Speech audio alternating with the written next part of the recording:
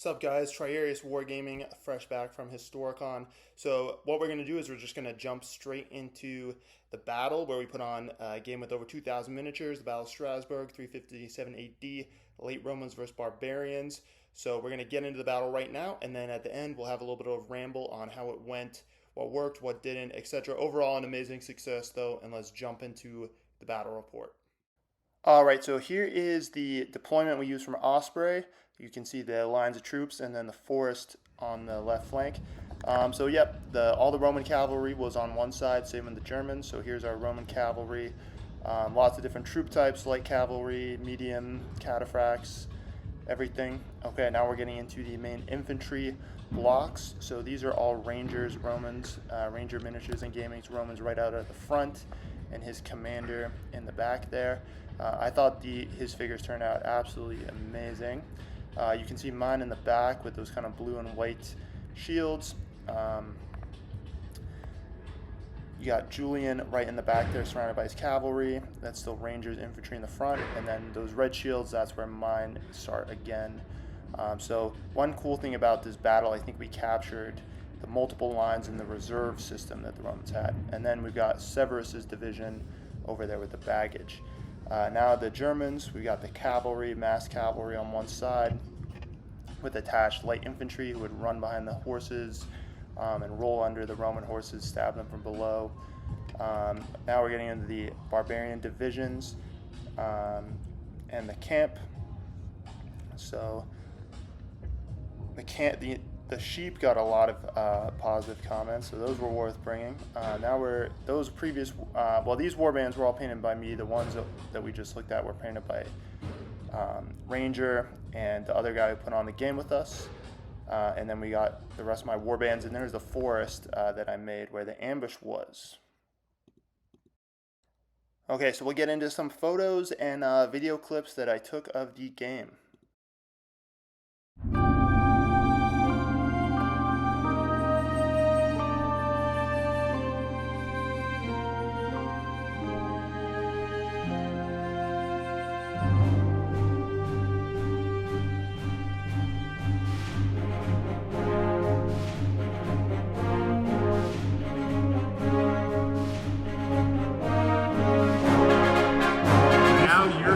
Very defensive. But you're the first one that drew an average score. Everybody on yesterday. What triggered the ambush? Moving into the Romans moving to in contact with the forest. And with that, basically when the barbarians come on, they have a die roll, and if they get a poor roll, they come in disordered. You know, they weren't able to get together from the ambush. They get a high roll, they come in super amped up from successfully pulling it off, and I think they just got an average roll, so they just come on normal. Dude, we got plans. It's got to get in the way of that. In this last year, we ran out. Did these guys take a rally? You have to do another activation. Yeah, another activation. So six up. It's not a difficult. So I just took out this unit. Does he have to do a rally? I already rallied. He already rallied. You took that guy. All right, so 6 up. Yes. Woo! Bad luck is painful. Thank you for a moment. On a 7. On a 7. You did 2. Oh, because I'm on the flank. Flank your rear shots. 5. 8. All right, we're sitting on a 5. 2. All right, so they're gone. Yeah, they're dead. Damn. I'll just start flexing. 2? Or I'll check on these guys. 5 up. I realized I forgot to do morale checks Roll it again. on our side. Oh. So they take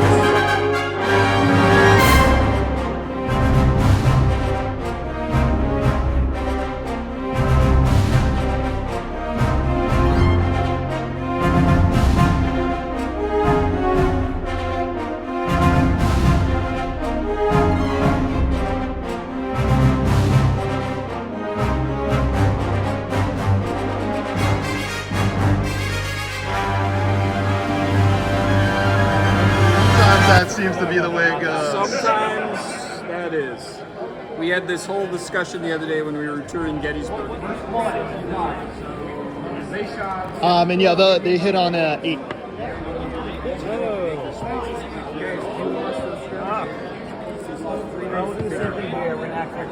One shekel for the Romans.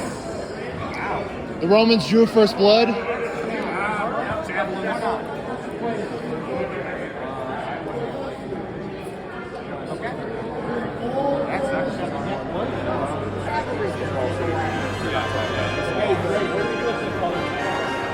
I have some more. I forgot to tag some units. Yellow. You did. They don't do it. It's okay. So that's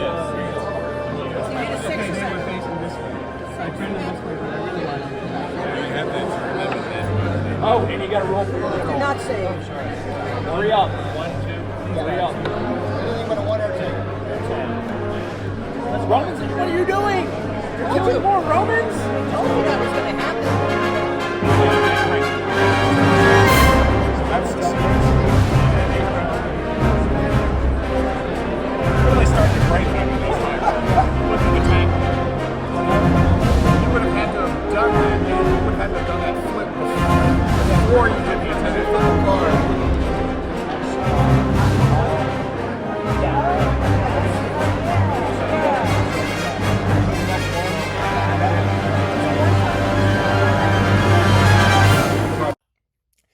All right, so that was the game. It ended up going awesome. We ended up running it about 3 times, and as you can tell, we are now getting into the hobby ramble portion of the video. So, yeah, what I'm going to do is I'm just going to kind of ramble on about the whole Historicon experience. What went well, what was a success, things to improve on, the future plans, my impressions of the whole thing, etc. So, basically, the way it went down is we had our game. I had booked our games for Saturday and Sunday. So there were 3 of us in total who worked on this project. So, of course, myself, Ranger Miniatures and Gaming, and then a gentleman also who lives near Ranger that Ranger games with. So between us 3, we brought all the figures, and the figure count ended up being somewhere north of 2,000 figures. Myself, I brought around 1,300, and then they actually flew in their figures in foam cases, which a little nerve-wracking, right? But apart from some loose riders and loose shields, they pretty much seemed to survive the flight intact, so that was great. So basically, the way things went, we had those. I had booked those 4 games, 2 on Saturday, 2 on Sunday for 4-hour slots. And I drove down on Friday. So for me, it was about a 6-7 hour drive. I live in Vermont, so I just drove down, from Vermont, New York, New Jersey, Pennsylvania, whatever, to Historicon, and that went totally fine. Getting there, I had to sort out my accommodations, and then that was Friday night, and we had our first game Saturday morning at 9 a.m. So basically, I had to get everything to the convention center and get it all set up. So that was the first mistake for the conference. So I'd never been to Historicon before. I didn't know the deal. But it turns out, so a couple things. So it turns out, first one is pretty much everyone packs up on Sunday. So we ended up only running the game 3 times, the 2 on Saturday and then the Sunday morning one. And we were actually like pretty much the last gamer standing, the last table standing. And actually, quite literally, we were packing up Sunday night. We were the only people there, like literally the only people in that area of the convention center. Where our game was, we were on the 2nd floor. I've seen some people have done some Historicon recaps. We were next to actually the large Gettysburg game, Pickett's Charge game, and then also next to a Sudan game. I'm kind of disappointed we didn't actually really make any of the recaps, but I think part of our problem too, Saturday and Sunday, it seems like I got the impression that the Historicon thing is mainly front-loaded. So Friday, Saturday, those are bigger days. Sunday is like a total wash day, it seems like. So for next time, we definitely have to put on the games earlier in the week. So chalk that up to, chalk that up to ignorance, I guess, on my part. But the 3 games we did run, I think, all went really, really well. So we had 4 players per side, so 8 total players. I think pretty much everyone had fun. I can't say 100%, but I think people had a really good time at the game. I think there was great energy, a lot of buzz, and we did have a lot of people coming over to the table to check it out, who really enjoyed looking at it. And I think we definitely actually made a splash too. I don't think the organizers were expecting us to bring a game of this scale. And I think we were kind of a dark horse actually at the convention too. I think a lot of the other people who come, they're kind of grognards, veterans who've been veterans of the conference, who've been bringing stuff for years. I think us bringing on such a huge game, I think blew people away a little bit. Like we kind of came out of nowhere with it. So that's I thought that was kind of cool. And with that schedule, I did not have a lot of time to look at the other stuff at Historicon. So, running those games in the peak hours, I mean, you're kind of glued to your table for one, but then getting in late on Friday, and then basically all the other time was basically spent setting up or hosting the games. I didn't really spend much time at all walking around checking out all the other games. So, again, based on that though, I would be surprised if anyone brought anything for 28 mil that was bigger than our game, to be honest. There were some other 28 mil games. I didn't see anything that was quite the scale of ours. Now, I could be wrong. If you were there and you did see something bigger, I mean, correct me by all means. I'm not trying to boast, but I think we put on an impressive display. That's what I'm trying to say. And I think things definitely exceeded my expectations, or the games were about as fun, I think, for the most part, as they were going to be, which was awesome. We had great players in all the games. People enjoyed playing. There's whatever. I've been saying the same thing a couple times in a row. I think all that was a great success. I do also want to give a shout out. I ended up meeting a bunch of people there as well, chatting to people. Everyone I met was great, and it was really cool to connect with other people in the hobby and see what they're up to and everything. So that was really awesome. So if you're watching this video and we talked during Historicon, thanks for being part of the experience, and it was great to meet you. All right, what else we got to talk about? So we had 4-hour time slots for each game.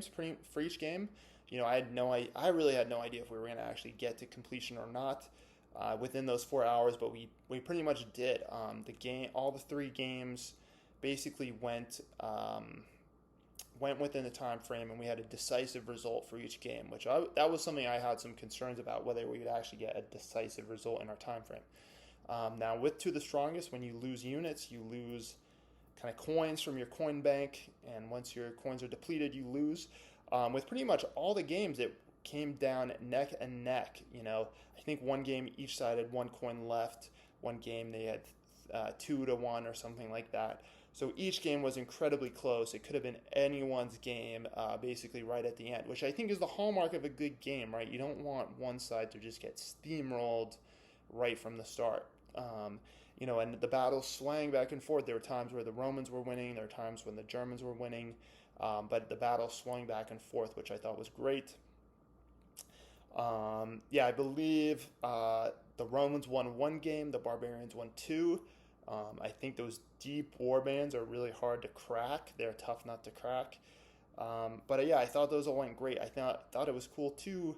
In a lot of Roman battles you read about the Romans having multiple lines of troops, being able to feed troops into the gaps in the line, feed in the reserves. That tends to be critical. I mean, it was critical in this historical battle as well, but you can see that in a lot of different Roman battles, like in the Gallic Wars with Julius Caesar, etc.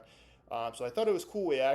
One thing I really wanted to do with a big game like this is, in a smaller game, a lot of time when you put in your home on a 6x4 or something, you don't really have room to have so many troops and multiple lines on the battle.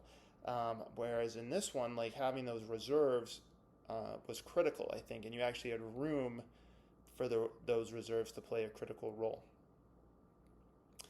Okay, I think, yeah, let's see. One other thing I'll say about this game is, I wouldn't say it was a last minute decision, but in the last, maybe month or 2 months of planning this project, we decided to do all the hand painted hero figures. We decided all the hand painted casualties.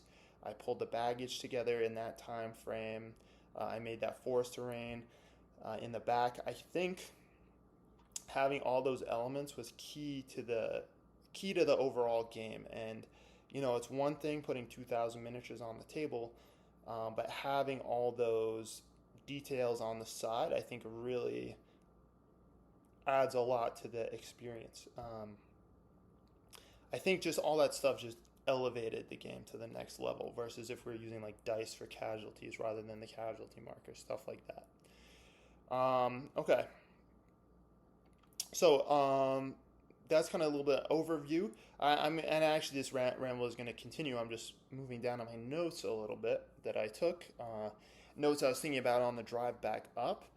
So kind of my thoughts on the whole thing. So I think after doing this whole project, larger armies are no longer the intimidation factor I think they once were. I mean, I think, when I went back and did my first army or armies, like the Republican Romans, I think was my first major army project, which I just went through and did. It took me like over a year to put like 150 miniatures on the table, something like that. I think that armies are at 150 Romans plus 50 allied troops. That took me like a solid over a year to pull that together. For this project, I pulled together basically 1,000 miniatures in a year. So I feel like over time, like maybe my painting skill went on some large jumps when I was getting started. I think like anything that you do, I think over the past 2 years, like my actual painting skill, like painting nice miniatures, has not improved much. But what I have managed to improve a lot is approaching the hobby with a workman-like perspective, and just getting a massive number of troops painted to a tabletop standard. So even if my quality of troops has not increased significantly, I think in the past 2 years, my ability to put tabletop standard troops on the table fast has improved. And I think after doing this massive game, like I feel like this is really the way wargaming is supposed to be honest. Like I think this game, I don't want to brag by saying this is like the pinnacle of wargaming, but I think this is what wargaming is supposed to be.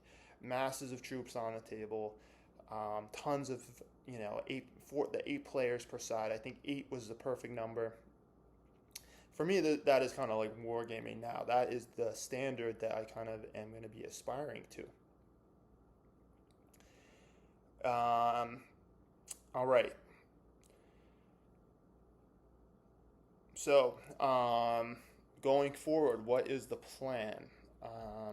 Okay, we got quite a few plans. So, plan number 1, Historicon in the future. So, this game was a collaboration between 3 people, myself, Ranger Miniatures and Gaming, of course, and then that gentleman I mentioned who's friends with Ranger, games with Ranger. I haven't been saying his name just because he doesn't have a YouTube channel. I don't know if he wants to be out on the internet or not, so I've just been leaving it there. But anyways, between the 3 of us, we put off this whole thing. I think that collaboration aspect was actually really key too. I think none of us having put on a game like this, everyone brought in these different ideas that ended up being actually critical for the game. Like putting the colored tabs on the miniatures was Ranger's friend's idea, and stuff like that. So I think that collaboration aspect made it way better than I could have done by myself. Like I was originally envisioning this project over a year ago as a solo thing. Having them helping out and them contributing so much to the project really took it to the next level. So it definitely wouldn't have come off without them. And I think too, managing 8 players, all 3 of us were like running around like crazy. And I mean, I don't think there were any hitches in the game or anything like that. But I do think it took all 3 of us helping to manage things to make the game go smoothly and go fast. So I think that was really critical too. So going forward, we are going to be putting on as a group, us three together, putting on big games again. And I think our big collaboration game is going to be not next Historicon, so Historicon 2025, but Historicon 2026 is going to be the next collaboration game. And that's just due to different life factors. But that gives us basically 2 years to put on another project of this scale and scope. So I think it actually would be great to hit a target of 2,000 miniatures again, if not maybe a little bit more, since we have the extra year lead time. So now I bet you're wondering what that project is. Well, it's not going to be late Romans and barbarians. It's going to be totally different. Now, we did discuss it a little bit at the end of the conference, what it is going to be. We're still finalizing it a little bit, and I'm going to be a little. I'm going to play my cards close to my chest right now because we're still figuring out the details. But I can tell you we have the location, and that is the Mediterranean, and it's probably going to involve. It's going to be ancients again, and it's going to be in the BC era, not the AD era like this game. So we're Mediterranean, BC. So that narrows it down a little bit. And I'm also going to say it might surprise you what the game's going to be, but it's going to involve hoplites. All right, I said it. I said hoplites. I wasn't going to say it, but I'm going to be putting out a video in the next couple of days where hoplites have been on the mind, and I've been pulling together hoplites. So you'll see that coming soon. And since I've already rambled for 15 minutes, this ramble is probably going to be another 5 to 10 minutes, just so you know. So with that being said, the next big collaboration game is Historicon 2026. Ideally 2,000 miniatures. Might try and add some more terrain features, stuff like that, since we have a little more time. I'm definitely planning on going to Historicon next year, though, Historicon 2025. And I would like to bring a game. I would like to keep the ball rolling. Let's say it that way. I want to keep the ball rolling, maintain a presence there. Lesson learned that I forgot to mention earlier. So before, we're going to need to get there earlier in the week. Friday, Saturday seems to be the prime time, even Thursday potentially. I think we need to bring some literature next time. And by literature, I mean maybe a little poster or a flyer that describes the game, has our YouTube channels, has all the kind of some basic contact information, stuff like that. Because you put on this big game, I think people are curious. And, when you're not at the table 24/7. So I think it would be good to have some of that material around, kind of like a business card type deal, basically. Poster explaining everything, giving the lowdown on who we are. So next time I think I want to bring something along those lines. That being said, so Historicon next year, not sure what I'm going to bring. I'm not sure if Ranger is going or not. I think it sounded like he was going to go to next year's one, but we'll see. I would like to go, though, and I would like to maintain a presence, keep the ball rolling, and build up excitement about these big games. Also at Historicon 2025, next year's Historicon, there is a game I really want to play in. I don't know if I'll get to play in it, but it is Martin Kelly is the one who does it. His blog is called College of Kings, and he didn't put the game on this year, but he does this mass Renaissance warfare, and he's doing Pavia next year, and it's the 500th anniversary, I don't know, 500, 400th, probably 500, 600th, something like that, anniversary of the Battle of Pavia and the Italian Wars, Renaissance warfare. If I could get into that game, that would be probably make the summer for me. Also, rumors floating around, yet to be confirmed, but the rumor is there, Simon Miller, who creates the To the Strongest rule set, maybe at Historicon next year. Now, not set in stone, who knows, but if he goes, I definitely want to go as well and touch base with him and see what he puts on. All right, I will say, future plans continued. Definitely doing this convention, I've kind of caught the convention bug a little bit, and putting on a game, especially a big game like this, is really, really exciting. Obviously, Historicon, that's a trek for me. I mean, more of a trek for the Arizona crew, but still, more than a long weekend, let's put it that way. Trip down with the 7-hour drive. But I've got two conventions that are somewhat local to me. So I'm in Vermont, which, as we all know, that's the epicenter of wargaming, right? Vermont. We do have one convention in Vermont called Mayhem, or no, sorry, the Vermont convention is called Carnage, and that convention is November 1st, 2nd weekend. So if you didn't play in this game and you want to play with the late Romans and barbarians, the late Romans and barbarians are coming to Carnage November 1st. Now, I haven't submitted the game yet. I actually have a rough idea of what I want to do, but I haven't fleshed it out yet. But I have a good idea. It's not going to be this same scenario. It's going to be a different scenario, and a little more scenario driven, actually. And of course, there won't be the full 2,000 miniatures there, but there will be about 13. There will be all my stuff that I brought, so 13-ish hundred miniatures will be present. So Carnage is November 1st, and then Mayhem, which is in New Hampshire, which is easy for me to get to as well, very easy to get to. That is in next April, I believe. So that's in 2025, and probably we're gonna have the same Romans and barbarians going to that one, and that'll be a different scenario again from the Carnage and from this. So we'll see where we get to. But yes, very exciting. So that is kind of my recap of the game. So what I'm going to be doing is I'm going to be putting out another video very soon. That's going to be kind of my...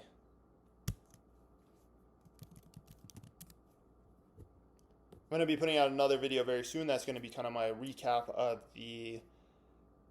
Sorry, my computer just... Something happened with the screen, so I just got...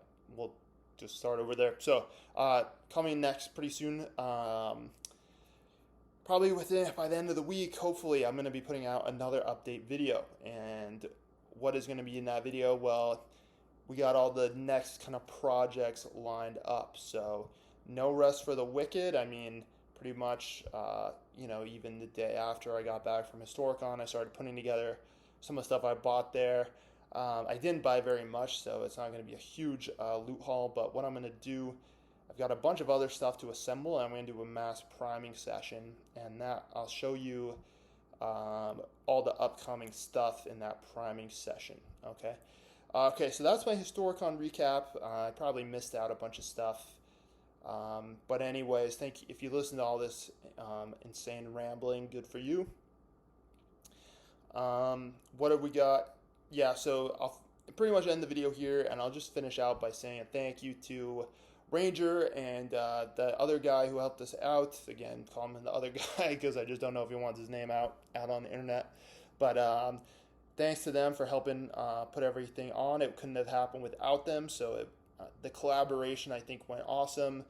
Was it exhausting, frustrating at times? Not frustrating with collaborating with them, just trying to get everything done. Was it stressful at times? Yes, but we got 2 years lead out on the next big project. I got a lot. The great thing about it is had a lot of the stuff for it already in stock, so we can get working on it straight away. And having the long lead time is going to allow me to not just have to work on this project, but we got a few other smaller projects and slow grows that I can work on, which I'll talk about in the next video. And also shout out and thank you to everyone I talked to at Historicon, everyone who played in the game. It was a great time. So we'll end it there, and I'll see you in the next one.